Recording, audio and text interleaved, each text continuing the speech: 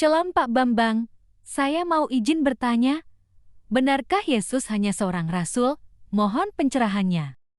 Ya, itu kan sekali lagi seperti sering saya sampaikan, mengukur agama orang lain, terminologi bagi iman orang lain dipahami dalam ukuran agamanya. Ya tentu tidak pas. Apa yang didefinisikan Islam tentang utusan rasul itu beda dengan apa yang dipikirkan, dihayati, diimani orang Kristen tentang rasul atau apostolos. Ya, misalnya satu-satunya Allah yang benar dan Yesus Kristus yang kau utus, itu berarti kan tidak ada ilah selain Allah dan Yesus Kristus utusan Allah lalu disamakan dengan la ilaha illallah Muhammad Rasulullah. Itu kan sebetulnya cara berpikir yang tidak menghiraukan perbedaan yang ada pada iman orang lain. Yang pertama begini, definisi utusan, definisi rasul dalam Islam dan dalam Kristen itu beda. Itu dulu yang harus dicatat ya.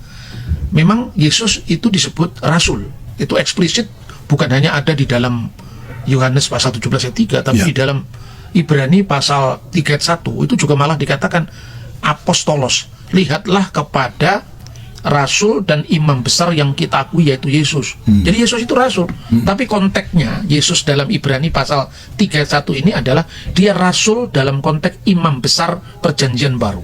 Karena setiap rasul dalam kitab suci itu selain diterapkan kepada utusan pada umumnya, ya, tetapi juga diterapkan bagi imam besar. Mengapa imam besar disebut utusan?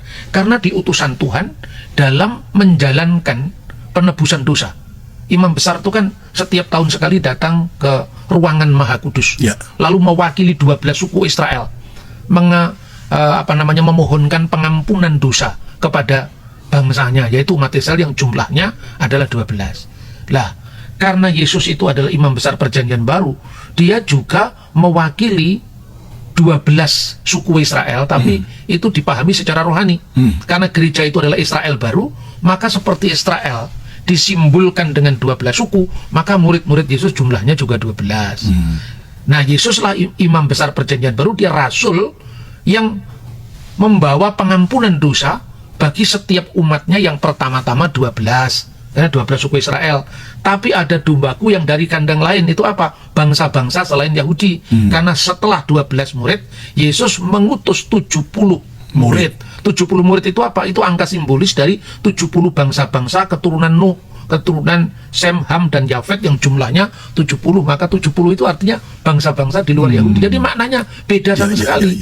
Nah, karena itu Yesus apa ada dikatakan dia utusan Tuhan? Ya ada di dalam Ibrani pasal 3 ayat 1, di dalam Yohanes pasal 17 ayat 3. Namun harus dilihat dulu, Yesus utusan yang asalnya dari mana? Dari surga. Galatia pasal 4 ayat 4. Setelah genap waktunya, Allah mengutus anaknya. Lah, mengutus anaknya berarti yang diutus bukan orang lain.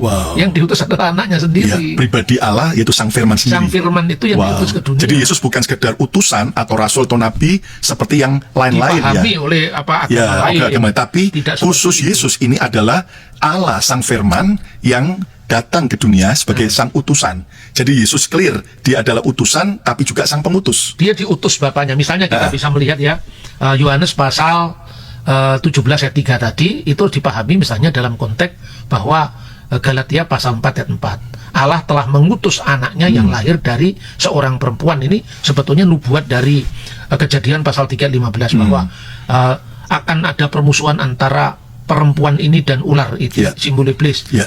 Keturunan perempuan ini, Ben Ha Isa, anak dari perempuan ini, maksudnya keturunan perempuan ini akan meremukkan kepala ular, tapi ular akan meremukkan tumitnya. Ini adalah nubuat penyalipan.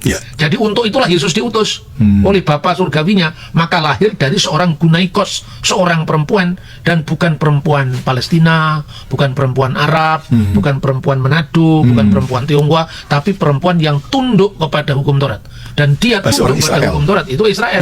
Nah, seperti itu konteksnya. Itulah Maria. Itulah anak dari Bunda Maria yang adalah merupakan perempuan yang kaitkan dengan perempuan pertama yang jatuh tadi, yaitu Hawa. Maka Maria itulah Hawa kedua. Hawa pertama dosa masuk ke dalam dunia, Hawa kedua oleh ketaatannya dosa diampuni lewat pengorbanan Yesus Kristus.